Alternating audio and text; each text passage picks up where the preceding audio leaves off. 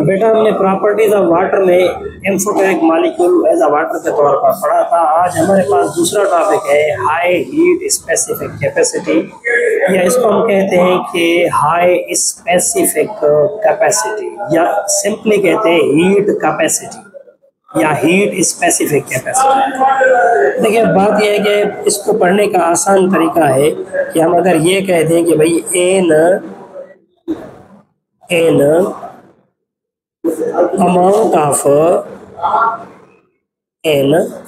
amount of heat energy, किस चीज का अमाउंट, ये कह रहे हैं कि an amount of heat energy, आप हीट तवानाई जो है उसका अमाउंट में वो क्या करें, वो इसमें दैट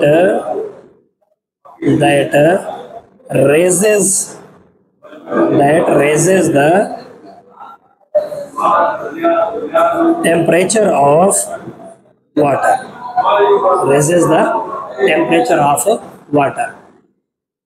तो सिंपली ये कह सकते हैं कि पानी पहले ठंडा था, अब उसको अगर हमने करना है गर्म, उसको करना है वार्म अप।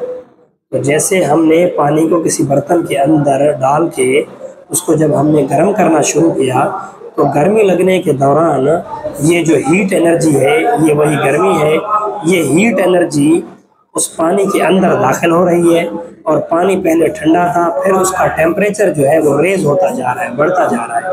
जैसे जैसे पानी बढ़ता जाएगा तो इसको हम क्या कहेंगे, ये है हाई स्पेसिफिक हीट कैपेसिटी। अब देखें, अगर इसको हम इस तरीके के साथ देखें कि पानी है 1 ग्राम, 1 ग्राम पानी लिया गया, तो 1 ग्राम पानी के अंदर हीट एब्जॉर्ब करने की जो सलाहियत है, या जिसे हम कह रहे हैं कि स्पेसिफिक हीट कैपेसिटी कहते हैं, तो 1 ग्राम पानी के अंदर हीट जब एब्जॉर्ब होती है तो 1 डिग्री सेंटीग्रेड होती है।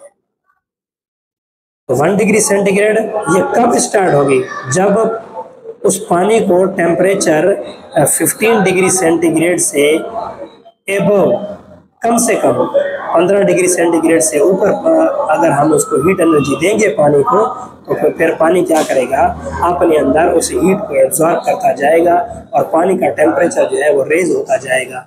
तो इस वजह से हम इसको क्या कहते हैं, हीट स्पेसिफिक कैपेसिटी या स्पेसिफिक हीट कैपेसिटी। अब क्या होता है कि अल्लाह ने एक निज़ाम रखा है कि ये अगर सेल है प्लांट का, ये प्लांट सेल है, इसको हम स्पर्म में बना रहे हैं, इसके अंदर ये सेल मेम्ब्रेन मौजूद है। अब हमें ये भी पता है कि प्लांट जो है वो सारा दिन धूप पे मौजूद है और पानी एब्जॉर्ब कर रहे हैं, कहाँ से, ज़मीन से। तो टेम्परेचर जैसे जैसे बढ़ता है, ये पानी जो साइटोप्लाज्म के अंदर पाया जाता है, ये पानी बहुत ही फ़ायदेमंद होता है सेल के लिए और हमारे लिए। सेल क्या करता है कि जैसे टेम्परेचर बढ़ता है एनवायरनमेंट में, तो उस टेम्परेचर का इफेक्ट सेल पर, हमारी बॉडी पर या प्लांट की बॉडी पर पड़ता है। तो पानी इस हीट को एब्जॉर्ब करने की सलाहियत रखता है। पानी खुद तो गर्म होता है, लेकिन वो सेलों को और हमारी बॉडी को नुकसान देने से बचाता है। सिमिलरली अगर एनिमल का सेल हो तो स्पर्म में हम बनाएंगे, इसके अंदर पानी मौजूद है। जैसे जैसे टेम्परेचर बढ़ता जाएगा, स्पेसिफिक हीट बढ़ती जाएगी, तो पानी जो है वो वार्म अप होता जाएगा, गर्म होता जाएगा। लेकिन पानी अपने अंदर इस हीट एनर्जी को एब्जॉर्ब करने की सलाहियत तो रखेगा, लेकिन इनमें से एंजाइम को और जीन को जो है वो नुकसान नहीं हो पाएगा। ये थी सेकेंड प्रॉपर्टी वाटर की।